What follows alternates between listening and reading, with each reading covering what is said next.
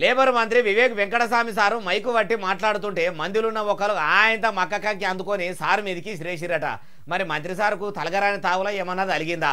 మామూలుగా అయితే నచ్చని లీడర్లను కోడిగుడ్లు టమాటాలతోని కొందరు కొడతారు, కానీ వివేక్ సార్ను కంకితోనే ఎందుకు కొట్టాలనిపించిందో అరుచుకుందాం పాండ్రి. చూసినరా, మెదక్ జిల్లా పర్యటన లేబర్ మంత్రి వివేక్ వెంకటస్వామి సారు ఇట్లా మైకు బట్టి మాట్లాడుతుంటే కింద నిలబడ పబ్లిక్ నడమల ఏం తెలియని ఎడ్డిపూస లెక్క నల్లముఖం వేసుకొని నేలసూపులు చూస్తున్న ఈయననే ఇట్లా కంకి ఇసిరేసిండట.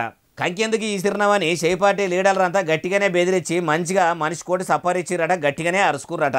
అంతమంది అరుచుకున్నా మీరు అరుచుకోండి కరుచుకోండి, కానీ నేను ఎందుకు ఈసిరేసినో చెప్ప అన్నట్టే చేసిండట. ఎన్ని దినాల సంది వివేక్ సార్ను కంకితోని కొట్టాలనుకున్నాడో గానీ మొత్తానికి ఇట్లా మంత్రి అయినాక కొట్టుడు చూస్తుంటే ఇట్లా చేయించిన వాళ్ళు ఎవరన్నా వేరే పార్టీ లీడర్రా, ఎందుకు అట్లా చేసిండని అనుమాన పడుతురు. లేకపోతే వివేక్ వెంకటస్వామి సార్ అంటే పడనోళ్ళు గిట్లా ఎవరన్నా ఈయనకు పావో రెండు పావులో చెప్తా నువ్వు పోయి కంకి అయితే ఇసిరేసి రాపో అని ఉసిగొలిపినరా అంటే కంకి ఇసిరేసిన మనిషి చెప్తేనే క్లారిటీగా అర్థమయ్యేటట్టు ఉన్నది అంటుర్రు ఏ ముచ్చటిన్నోళ్ళు.